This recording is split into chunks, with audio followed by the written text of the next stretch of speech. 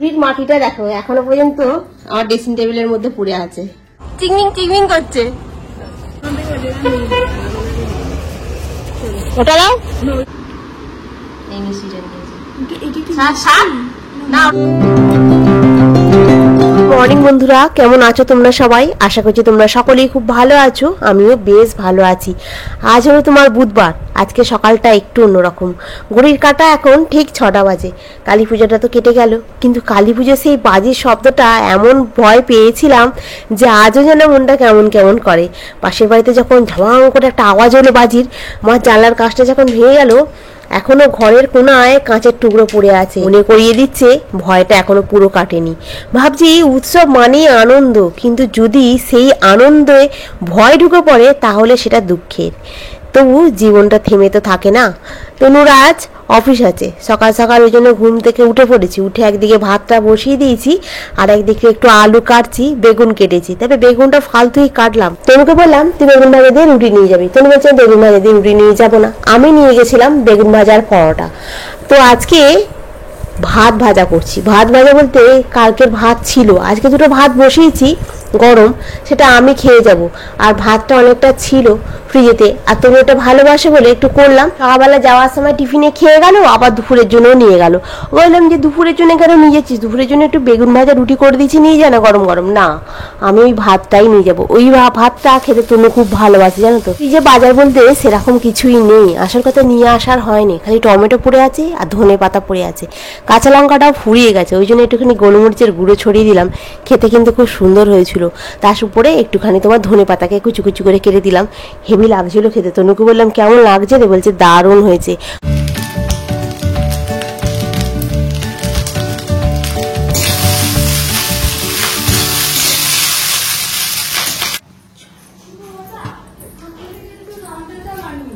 কিটা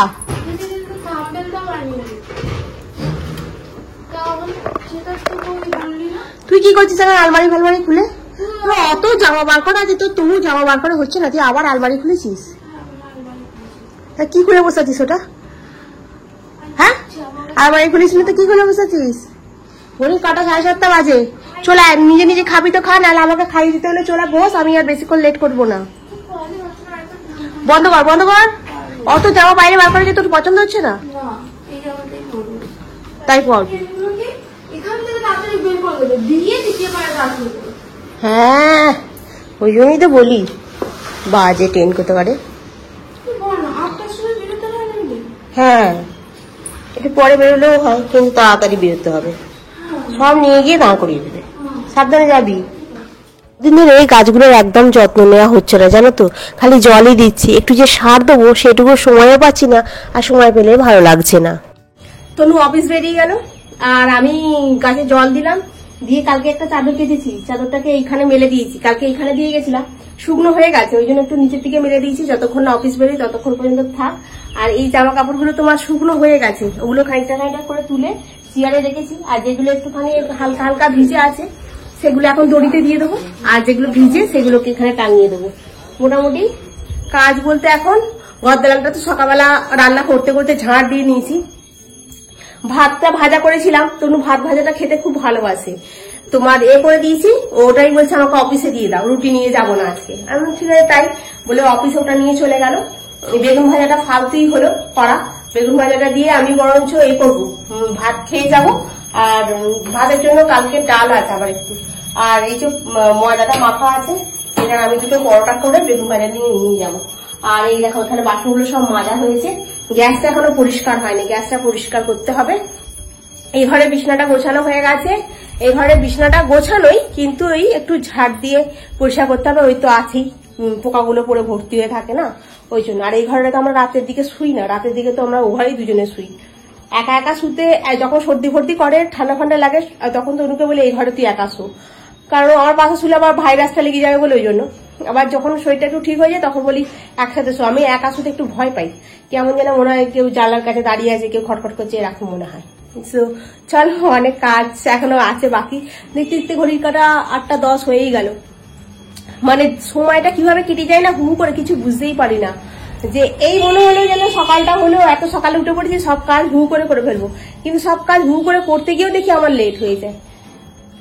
চলো আমি এখন একটুখানি গ্যাস ফ্যাস মুছে পরিষ্কার করি, বিছনাটাকে একটু ঝেড়ে নিই। ফার্নিচার গুলো এই যে পোকাগুলো পড়ে একটুখানি হয়ে আছে বলে এই পোকাগুলোকে ঝাড়তে হবে।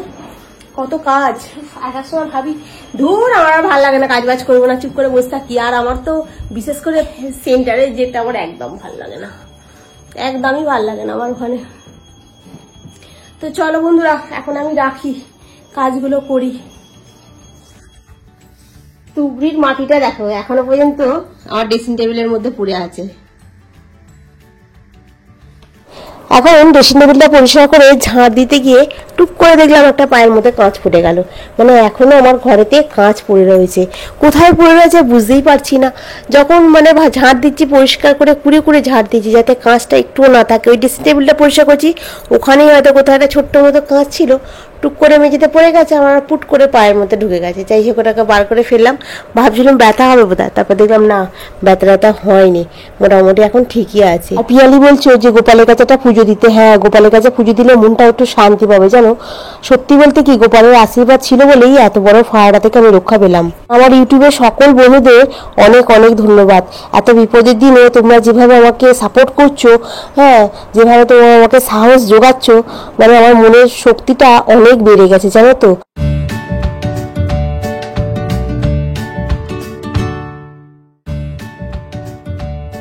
সকাল বিকাল দুবেলা বাসন মাজতে মাজতে আমার জান কয়লা হয়ে যায়। মানে কি বলবো, এত বাসন পড়ে, আমি এত বাসন ফেলি কি বলবো। সকালবেলা ঘুম থেকে ওটা থেকে বাসন মাজা চালু হয় একদম রাতে শুতে যাওয়া পর্যন্ত, বাসন মাজা শেষ হয় না। খাও আর বাসন মাজো, খাও আর বাসন মাজো, এই সংসারের কাজ থাকে। খাও দাও বাসন মাজতে থাকো। যাই হোক এখন বাসনগুলো যে কটা ছিল সে কটা সব কটা ঝটঝট করে মেজে নিলাম। এদিকে তোমার রান্নাও মোটামুটি আমার কমপ্লিট হয়ে গেছে। এরপর তনু তো বেরিয়ে গেছে, এবার আমি দুটো পরোটা করবো। পরোটা করে তোমার এতে নিয়ে যাব, অফিসে নিয়ে যাব। ভাবছিলাম আমি কি নিয়ে যাব অফিসে, তারপরে মনে পড়ে গেল না আমাকে তো টিফিন নিয়ে যেতে হবে। আমি তো নাহলে সেই কালকের ডাল আছে, একটু পোস্ত আছে, একটু ভাতটা গরম করেছি, ওইটা নাহলে আমি খেয়ে চলে যাব। কিন্তু রাত দুপুরবেলা কি শুকিয়ে বসে থাকবো? তারপরে না ফ্রিজে দেখলাম দুটো আটা মাখা আছে, আটা বলতে দুটো ময়দা মাখা ছিল। আরে না দুটো পরোটা করি, বেগুন ভাজা দিয়ে বরঞ্চ নিয়ে গেলে দুপুরবেলাটা খেতে খুব ভালো লাগবে। আমার অফিসের জন্য টিফিনটাকে গুছিয়ে নিলাম, নিয়ে রান্নাঘরটা পরিষ্কার করে নিয়ে আর একবার তারপর স্নান করতে চলে গেলাম। স্নান টান করে এখন ঠাকুর ঘরে ঢুকে পড়েছি। ঠাকুর ঘরে ঢুকে এখন গোপালকে তুলবো, তারপর গোপালকে স্নান করাবো, খেতে দেবো। বাকি ঠাকুরদেরও পুজো হবে, স্নান করাতে হবে। রেগুলার সমস্ত ঠাকুরদের স্নান করিয়ে পুজো করি তো, মা লক্ষ্মীকে বাদ দিয়ে একটু ওই জন্য সময় লাগে, একটু বলতে ভালোই লাগে। মোটামুটি 1 ঘন্টা তো মানে আমাকে ঠাকুর ঘরে বসে কাটিয়ে দিতে বলে আমার কোনো ব্যাপারই না, আরামসে কেটে যাবে। দেখতে সন্ধ্যে হয়ে গেল, অফিস থেকে বাড়ি ফিরে গেলাম। আসার সময় কালকে বৃহস্পতিবারের জন্য একটু ফুল নিয়ে এসেছি, আর আমার গোপালের জন্য মিষ্টি নিয়ে এসেছি। তো উনি ফোঁটা দেবে বলে, প্রতি বছর তো আমার গোপালকে ফার্স্টে ফোঁটা দিয়ে তারপরে বুলুর ছেলেকে ফোঁটা দেয়। ওই জন্য বললাম না আমি গোপালের জন্য মিষ্টিটা নিয়ে যাই, আর আসার সময় বরঞ্চ তনু গলুর জন্য মিষ্টিটা নিয়ে আসবে। আর এখন সন্ধ্যে দিলাম, দিয়ে গোপালকে ঘুম পাড়ালাম, পাড়িয়ে আমি এখন একটু চা বসিয়েছি। চায়ের সঙ্গে একটু নোনতা বিস্কুট আর একটা পাউরুটি ছিল, যে পাউরুটিটা থেকে থেকে লাস্টে একবার নষ্ট হয়ে গেছে, তার লাস্টের জানলাগুলি ফেলে দিতে হবে, কোনো দরকার নেই। তার থেকে বরঞ্চ আমি পাউরুটিটা চা দিয়ে ডুবিয়ে ডুবিয়ে খাই, বেশ ভালো লাগবে। অনেক দিয়ে খাইনি চা দিয়ে পাউরুটি।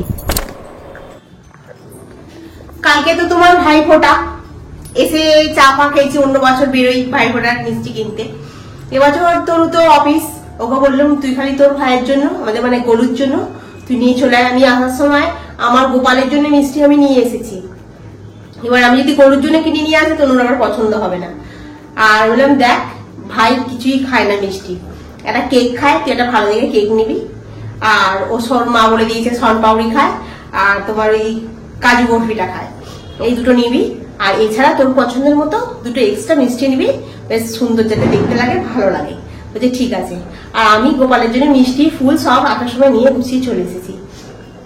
এসে আমি কি করলাম, তোমার চা ফা তো খাওয়া হলো। এখন বেগুনটা সকালবেলা আমি পরোটা দিয়ে নিয়ে গেছিলাম, আর এখন আমি এখানে ডালিয়া বসিয়েছি। ডালিয়ার খিচুড়ি হচ্ছে, পাঁপড় ভেজেছি এখানে, পাঁপড়টা ভাজলাম, ডালিয়ার খিচুড়ি করছি, বেগুন ভাজা দিয়ে খাওয়া হবে। কারণ এখন রাত্রিবেলা আমি কি করবো বুঝতে পারছিলাম না। আমি তাহলে এক কাজ করি, ডালিয়ার খিচুড়ি করি। তো তনু আন্দোলন নেমে আমাকে জিজ্ঞাসা করছে কি গো কি রান্না হচ্ছে। আমি বলছি রান্না কি হচ্ছে, ডালিয়ার খিচুড়ি করবো। বুঝলে ঠিক আছে করো না, তুমি তো আমাকে খাইয়ে দেবে। আমি ঠিক আছে। এসে কত কাজ থাকে, এসে কি বলতো তোমার চা করলাম, খেলাম, তার আগে আমার গোপালকে খেতে দিলাম, তারপরে জায়গাটা ভালো করে একটু পরিষ্কার করে গুছিয়ে রাখলাম।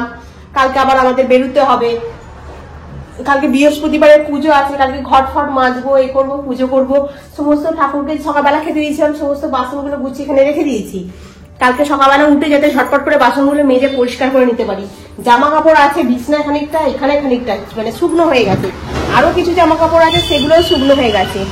বাইরে যা সুন্দর লাইট হচ্ছে না, আর আমার এই চিমনির লাইটটাতে মাঝে মাঝে ঘুরছে, মাঝে মাঝে ঘুরছে না কেন বলতো, ওই যে শ্যামা পোকাগুলো সব ওই লাইটের ফাঁকে আছে না, ফাঁকের ভেতরে সব ঢুকে পড়ছে। তো ঢুকে পড়ার পর এই লাইটের এই চিমনি যে ঘুরছে, এই ঘোড়াটা মাঝে মাঝে বন্ধ হয়ে যাচ্ছে। তখন আমাকে খুলতে হচ্ছে, খুলে পোকাগুলোকে ফেলতে হচ্ছে, যে আবার লাগালে আবার এরকম ঘুরছে, জানো এইরকম হচ্ছে। আর এখনো পর্যন্ত এই আজকে তো তোমার হয়ে গেল, কালকে ভাইফোঁটা, কালকে দিনটা গেলে আমি তনুকে বললাম এক কাজ করবি, রবিবার দিনকে সময় আছে, ছুটি আছে, সেদিনকে লাইটটা খুলে ফেলবি। বললো ঠিক আছে তাই করবো। এখন কদিন জ্বলুক, আর এইগুলো তো শুকনো হয়ে গেছে, এগুলোকে একবারে সব তুলে নিয়ে আর সব একেবারে গুছিয়ে ফেলি ঝটপট করে, দিকে এটা দিয়ে রাখি, নাহলে আবার ঘরে না গাদা ঘুরছে, শ্যামা পোকা ঢুকে যাবে। আর এই কটা দিন যাবে, জগদ্ধাত্রী পুজোটা কাটবে, এই পোকা বন্ধ হয়ে যাবে, আশা আর হবে না। এই কটা দিনের এদের অত্যাচার একটু সহ্য করতেই হবে। তো চলো বন্ধুরা, এখন আমার বেশিনে কিছু বাসন আছে, এখানে এক ঝুড়ি বাসন আছে মাজা সকালবেলা থেকে, সেগুলো এখন আমাকে গোছাতে হবে। বেশিনে এক ঝুড়ি বাসন আছে, সেগুলো আমাকে এখন মাজতে হবে। আমি চালিয়ে দেখছিলাম, খবর দেখছিলাম, তারপরে দুই একটা আমি ব্লগও দেখি, সেই সবগুলো দেখতে দেখতেই কাজ করি। তো চলো এখন রান্না হোক, তনু আসুক, তনু কি নিয়ে এসছে, কি নিয়ে আসে না নিয়ে আসে। তারপরে হ্যাঁ, যে কথাটা বলবো বললাম ভুলেই গেলাম, দেখো তোমাদেরকে। এখন আমি মিষ্টি আনতে যাইনি, বুলুকে বললাম যে তোরা তো দুজনে আছিস, অফিস থেকে তো তোর বর এসে গেছে, তোরা দুজনে মিলে চলে যা, গিয়ে তুই আমার মিষ্টিটাও কিনে নিয়ে আসবি আর তোর মিষ্টিটাও কিনে নিয়ে আসবি। বললো কি যে ঠিক আছে। বললাম যে যা। আর ওরা সেই আমাদের এখানে চুনামাটিতে বেতায়ের মিষ্টি হয়, বেতায়ের মিষ্টি খেতে ভালোবাসে দু ভাই। বললাম যে ওরা তো বেতায়ের মিষ্টি পছন্দ করে আর মিষ্টিটা খুব ভালো করে। বললাম যা, ওখান থেকে দুজনের জন্য আমার, তোর আর আমার মিষ্টি কিনে নিয়ে চলে আসবি, তুই আমার এখানে রেখে দিয়ে চলে যাবি, যাওয়ার সঙ্গে সব গুছিয়ে নিয়ে চলে যাবো। বললো ঠিক আছে। বলে ওরা গেছে আনতে, এখনো তো আমাকে কিছু বলেননি যে কি মিষ্টি নিচ্ছে না নিচ্ছে। হ্যাঁ নিয়ে আসো, গুছিয়ে আনলাম, তুই তোর পছন্দের মতো মিষ্টি নিয়ে আসবি। বললো ঠিক আছে। হ্যাঁ এবারে আমাদের তো মামা দুটো ছেলে, ওই দুটো ছেলেকেই ফোঁটা দেওয়া হয়, বড়টা তো চুনাবাড়ি থাকে, ছোটটা বাড়িতে থাকে। তো চলো এখন আমি কিছুটা করি, বাসনগুলো মাজছি, অনেক গল্প করলাম।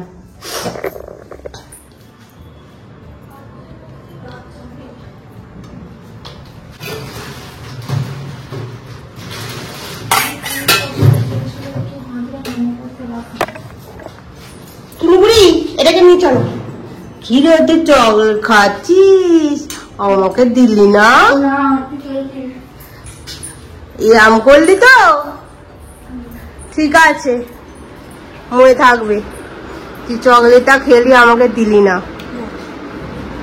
বুলুরা আসছে মিষ্টি কিনে নিয়ে, উপরে উঠবে না, অনেক রাত্রি হয়ে গেছে, যে না বলে নিচে নাও, নামছি।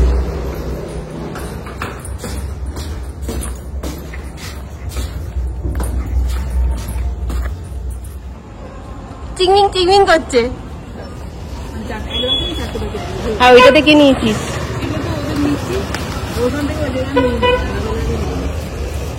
ওটা দাও। ও আচ্ছা। বেতায়ের মিষ্টি, এই দেখ বেতায়ের মিষ্টি এসে গেছে। হ্যাঁ আমাদের খাওয়ার জন্য নেই, হ্যাঁ ওখানে না রেখে দিয়ে ফ্রিজে রাখতে হবে। চল তাহলে আগে খেয়ে নি, তারপর ফ্রিজে ঢোকাবো। বার করিস না, বার করিস না। হ্যাঁ 3 প্যাকেট হয়েছে না, কখন মিষ্টির প্যাকেটটা খুলে দেখবে কি আছে ওর ভেতরে, হাতি আছে না ঘোড়া আছে। মিষ্টির প্যাকেটে কি থাকে, হাতি ঘোড়া থাকে কোনোদিন? একটা প্যাকেট খোল, একটা প্যাকেট খুললেই বুঝতে পারা যাবে কি আছে ওর মধ্যে। 4-5খানা প্যাকেটে একই মিষ্টি আছে, আলাদা। হ্যাঁ দু ভাইয়ের জন্য তো একই রকম মিষ্টি হবে তো, তুই খুলে দেখ না, একই রকম মিষ্টি 4টে প্যাকেট খুলতে হবে না, একটা প্যাকেট খোল। এই দেখো এই মিষ্টিটা না, ওটা প্লাস্টিক, বিস্কুট বিস্কুট। হ্যাঁ কি বিস্কিট? তুই কবে থেকে মিষ্টি বাক্স প্যাকেট করতে শিখলি? এটা আমার ফ্রিজেতে ঢুকিয়ে দিতে হবে। তখন সেই বাড়ি বাড়ি মিষ্টি দিতে হতো, মিষ্টি কিনে নিয়ে এসে বাক্সে প্যাকিং করতে হতো। সব মনে করে রেখে দিয়েছে একদম। যা ফ্রিজে পুড়ে দে ওটাকে, ড্রয়ারে রাখবি। ড্রয়ারে নাহলে ওপরটাকে রাখ। হ্যাঁ হ্যাঁ, ওপরটা ওইখানটাতে রাখ, একটা একটা করে রাখ। মিষ্টিগুলোকে সব ফ্রিজে পুড়ে দিলাম, দিয়ে এখন বাসনগুলো বলতে কিচ্ছু নেই, সব মেজে ধুয়ে পরিষ্কার করে নিচ্ছি। কালকে বৃহস্পতিবারে পুজো করে তাড়াতাড়ি রেডি হয়ে তাড়াতাড়ি বেরোতে হবে। পাকা চলছে, আবার খেলা নিয়ে আওয়াজ শুরু হয়ে যাবে। তাড়াতাড়ি পুজো করে তাড়াতাড়ি রেডি হয়ে তারপরে বেরোতে হবে, তবে গিয়ে তোমার হবে মানে আগে ছোট ভাইয়ের কাছে যাবো, ফোটা দেবো, তারপরে বড় ভাইয়ের কাছে আসবো, কারণ ছোট ভাইয়ের তো একটু অফিস ফফিস আছে, দেরি হয়ে যাবে, ওই জন্য আগে ওর কাছে চলে যাবো। তো চলো বন্ধুরা, আজকে ব্লগটা এখানেই শেষ করছি। নেক্সট ব্লগে আবার তোমাদের সঙ্গে দেখা হবে। তোমরা খুব ভালো থেকো, সুস্থ থেকো, খুব সাবধানে থেকো। Good night. ভিডিওটা ভালো লাগলে অতি অবশ্যই লাইক করো, কমেন্ট করো, সাবস্ক্রাইব করো। আর ভিডিওটা যদি একটু বেশি ভালো লাগে তাহলে একটু শেয়ার করে দিও। আজকের মতো এখানেই রাখি, টাটা।